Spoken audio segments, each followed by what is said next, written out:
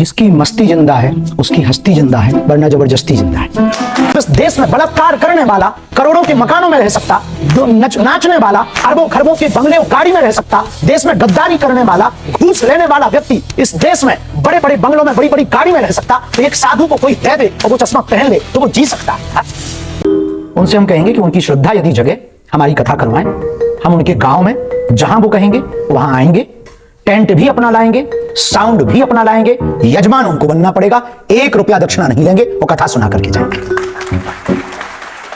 जय श्री राम मित्रों, जय हिंदू राष्ट्र। देखिए कैसे जब आपकी अदालत में रथ शर्मा जी ने पंडित श्री धीरेन्द्र शास्त्री जी से ऐसे ऐसे सवाल पूछे जो कि सवाल हमारे और आपके दिमाग में हमेशा घूमते रहते हैं, जो कि हम पंडित धीरेन्द्र शास्त्री जी से चाहते हैं कि पूछ लें और उसका वो जवाब हम लोगों को दे दें। उनसे बहुत सारे रथ शर्मा जी ने सवाल किए, जैसे कि उनकी पर्सनल लाइफ से बहुत सारे सवाल थे कि आप इतना महंगा चश्मा और जैकेट कैसे पहन लिए थे, आप इतना विदेशों में क्यों घूमते रहते हैं, आप तो साधु हैं ना, राजनीति के बारे में आप क्या सोचते हैं, और अखिलेश यादव जो आपके ऊपर इतनी टिप्पणी करते हैं आप उनको क्या जवाब देना चाहेंगे। ऐसे ही एक से बढ़ के एक सवाल जो कि सभी हिंदू भाइयों को देखना बहुत ही आवश्यक है। तो जो सच्चे सनातनी हैं इस वीडियो को लास्ट तक जरूर देखेंगे और कमेंट में अपनी प्रतिक्रिया जरूर बताइएगा कि आपकी इस पर क्या राय है, और ऐसा कमेंट करिएगा कि सनातन विरोधियों को देख करके उनके सीने में आग लग जाए। और सभी सनातनी इस वीडियो को लाइक करके चैनल को सब्सक्राइब जरूर करिएगा। जिसकी मस्ती जिंदा है उसकी हस्ती जिंदा है, वरना जबरदस्ती जिंदा है।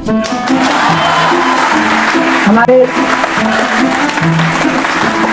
जीवन में हमें ना आसक्ति है ना अनासक्ति, ना मोह है ना निर्मोह है, ना हम बैरागी है ना गृहस्थी है वर्तमान में।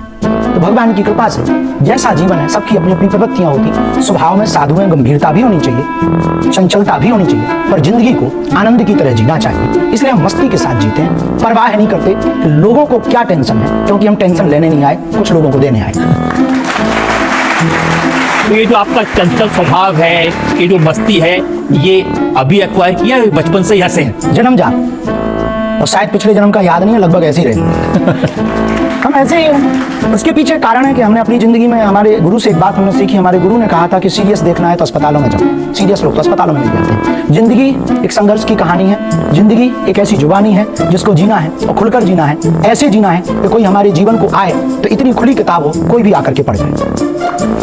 मस्ती का एक ये भी कारण है क्योंकि हमारा जीवन बहुत अभाव में गुजरा, जीवन बहुत विचित्र संघर्ष में गुजरा, आज भी संघर्ष है और संघर्ष होना चाहिए। संघर्ष कोई बुरा नहीं है। जो मुस्कुरा रहा है निश्चित उसको दुखों ने पाला होगा, जिसकी सितारे चमक रहे हैं जरूर उसके जीवन में बहुत अंधेरा रहा होगा, तब आज उजाला होगा। हमने अपनी जिंदगी में जो भी बचपन काल गुजारा बहुत विचित्र तरीके से गुजारा, तो कभी को लास्ट तक देखते रहेगा क्योंकि लास्ट में बहुत ही कुछ इंटरेस्टिंग होने वाला है, और अपनी प्रतिक्रिया कमेंट में बताते रहिए। तो जीवन ऐसा था कि भोजन की भी व्यवस्था नहीं, वस्त्र की भी व्यवस्था नहीं, एक ही कपड़े में 2-2 साल रहना पड़ता था। भोजन के लिए भी गांव में घर घर जाना पड़ता था, तब कहीं चावल मिलता था कहीं आटा मिलता था, उससे फिर माँ भोजन बनाती थी। हमसे छोटी एक बहन, हमारा भाई भी था, तो हम बड़े थे घर में, पिताजी हमारे कुछ करते नहीं थे, आज भी नहीं करते। तो गाँव घर घर जाकर के जो परिस्थितियाँ झेली,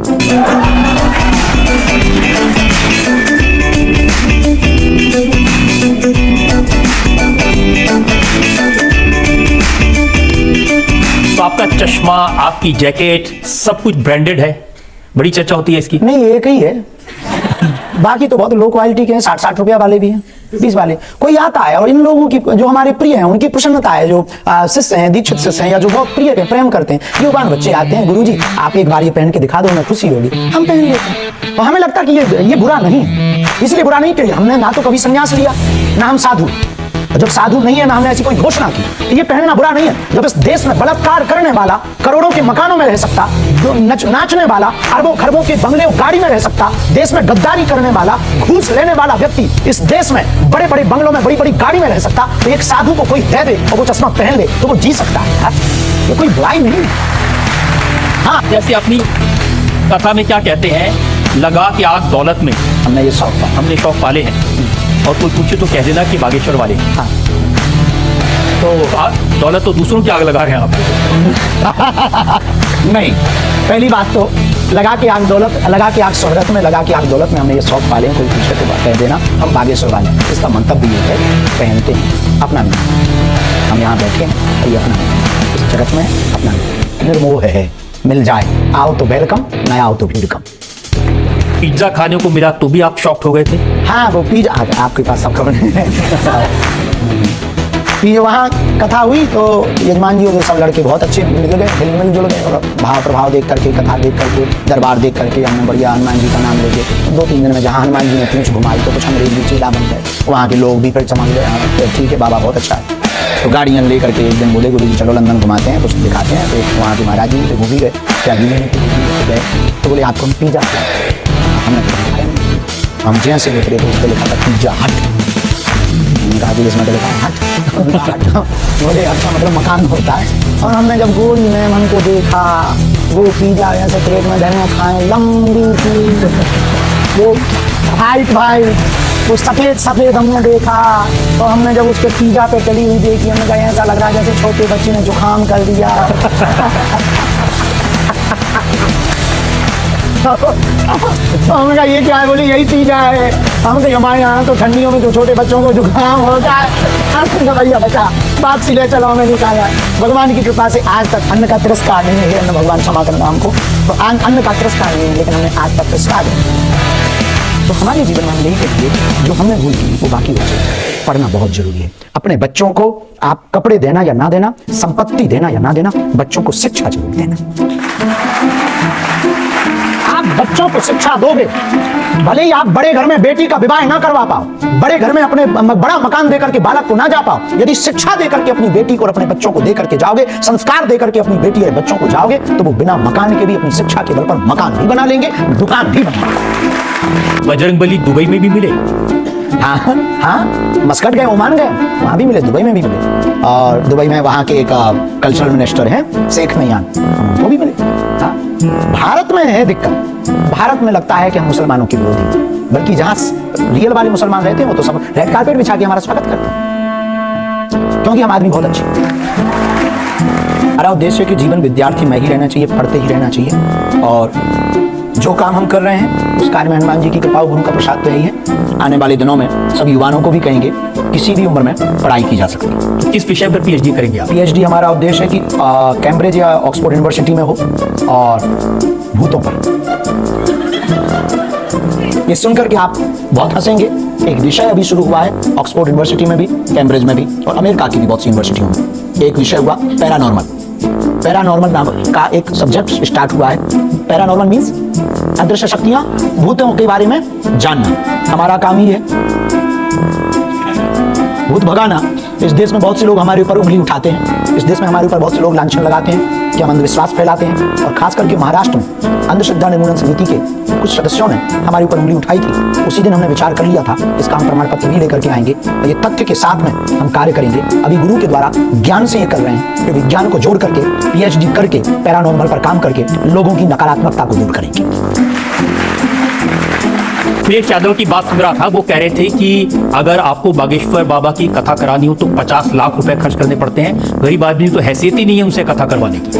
हम उनको निवेदन करना चाहेंगे आपकी अदालत के माध्यम से कि दक्षिणा हम लेते हैं, इसमें कोई संदेह नहीं, पर जितनी उन्होंने कही है उतनी अभी तक हमें मिली नहीं। उनसे हम कहेंगे कि उनकी श्रद्धा यदि जगह हमारी कथा करवाएं, हम उनके गांव में जहां वो कहेंगे वहां आएंगे, टेंट भी अपना लाएंगे, साउंड भी अपना लाएंगे, यजमान उनको बनना पड़ेगा, 1 रुपया दक्षिणा नहीं लेंगे, वो कथा सुना करके जाएंगे।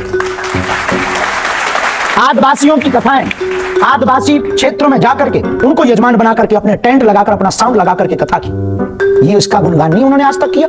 हमने आज हाँ दक्षिणा लेते हैं, हमारी 2 मजबूरी जिस कारण से, एक कैंसर हॉस्पिटल की मजबूरी, हमारा क्षेत्र बहुत पिछड़ा है, वहां बहुत गरीबी है और लोग आस्था के नाम पर धर्मांतरण करते हैं वहां पर, तो हम चाहते हैं हम मंदिर बना करके नहीं, जीते जी अस्पताल बना करके मरे। दूसरा अन्नपूर्णा भंडारा।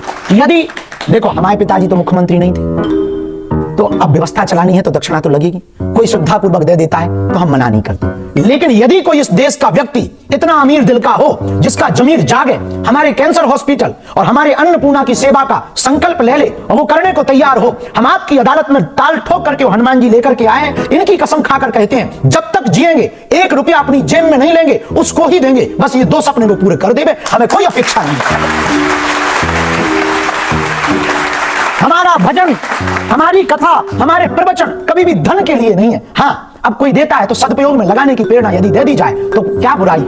इस देश में नाचने वाले करोड़ों लेते हैं, नेता भी तो अपनी वेतन लेते हैं और घूसखोरी अलग से लेते हैं। देखो दूध का धुला कोई नहीं है, लेकिन दक्षिणा लेकर के यदि कोई बेटियों का घर बसाए, दक्षिणा लेकर के भंडारा करवाए, दक्षिणा लेकर के यदि कैंसर हॉस्पिटल बनाए, तो हमें लगता है ये बेहतर कार्य है, इस देश में प्रत्येक व्यक्ति को करना चाहिए। आपकी ऐसी बातें सुनते हैं ना तो फिर लड़कियां कहती हैं आप बहुत क्यूट हैं। एक लड़की ने कहा कि YouTube पर आपको देखकर मैं शर्मा गई। बच के रहें, रक्षाबंधन पे आ जाएंगे। हमको तो देखो, चोर को खांसी और साधु को दासी फांसी लगवाती है, इसलिए बच के रहना चाहिए। जितना दूरी डिस्टेंस हो उतना ही बढ़िया। सबके प्रति आदर है, हम जैसे हैं वैसे हैं, और अच्छा दिखना कोई बुरी बात थोड़ी। एक लड़की ने भी शेर लिखा कि तू है तो दिल धड़कता है, तू है तो मेरी आँख चलती है।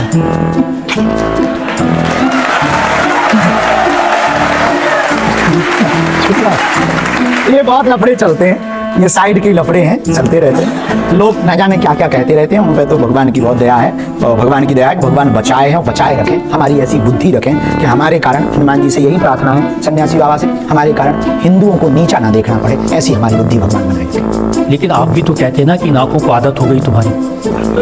हाँ, उनके, हमने हनुमान जी को कहा, ये किसी लड़की के लिए नहीं कहा। हाँ, अच्छा जी, इतने सारे जो शेर पढ़ते हैं वो सब हनुमान जी के लिए पढ़ते हैं आप? हाँ, हम तो उनसे ही प्यार करते हैं, अपने गुरु से हम बहुत प्रेम करते हैं, तो उनके लिए पढ़ देते हैं, और कोई बुराई भी नहीं। देखिए, देश में दो लोग हैं जिनको जब भी कोई मिलता है तो पूछता है कि भाई आप शादी कब करोगे, एक सलमान खान और एक आप। नया जवाब ये है कि जल्दी ही हम आपको काटते हैं। मित्रों, कैसा लगा आपको हमारा ये इंटरेस्टिंग कंटेंट? तो ऐसे ही और भी इंफॉर्मेटिव और इंटरेस्टिंग कंटेंट के लिए आप हमारे वीडियो को लाइक करके चैनल को सब्सक्राइब कर लीजिएगा, और कमेंट में अपनी प्रतिक्रिया जरूर बताइएगा। आपसे मिलते हैं हम अगले वीडियो में। अपना ख्याल रखिएगा, तब तक के लिए जय हिंद।